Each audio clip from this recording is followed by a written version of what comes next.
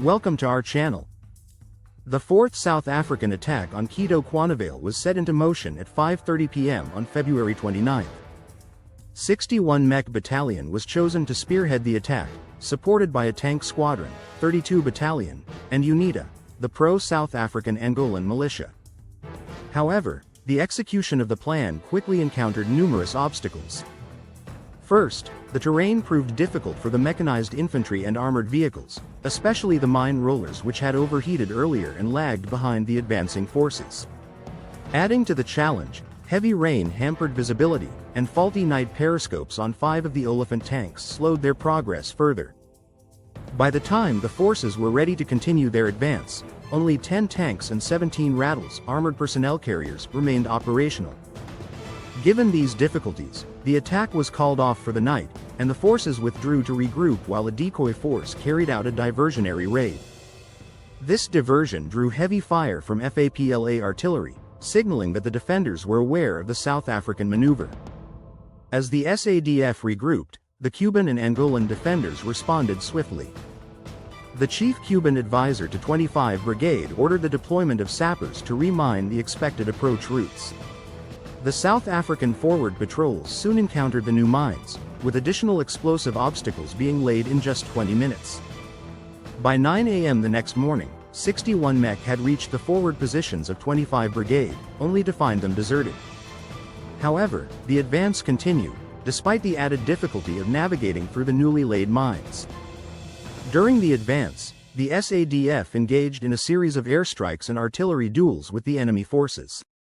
They successfully shot down a Cuban MiG fighter, but the operation was hampered by more mine detonations.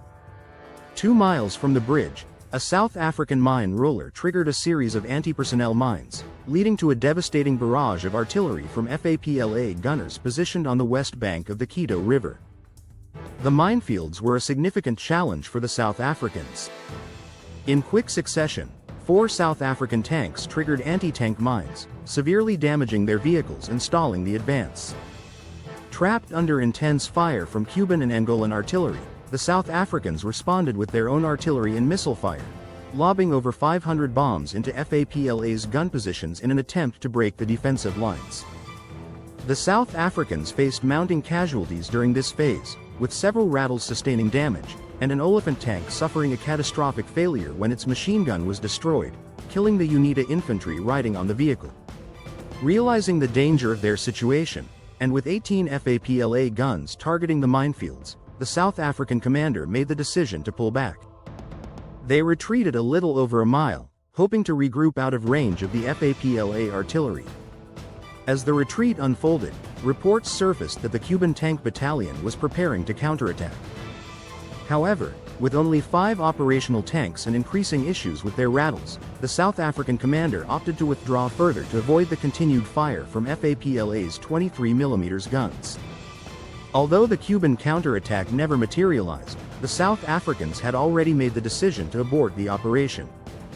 Recognizing the strength of the enemy, the commander remarked, "The enemy is strong and clever," and concluded that further attempts were futile.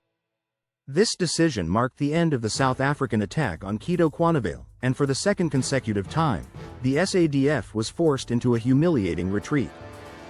Despite having inflicted heavy casualties on the FAPLA, particularly among their artillery and mortar positions, the South Africans had failed to achieve their primary objectives. The bridgehead remained in FAPLA's control, and the South Africans had not even cleared the forward positions. This second failure was a morale boost for the defenders of Cuito Cuanavale, most notably for the Cuban and Angolan forces who successfully repelled the South African assault. Continue watching our videos to learn more about the Angola War.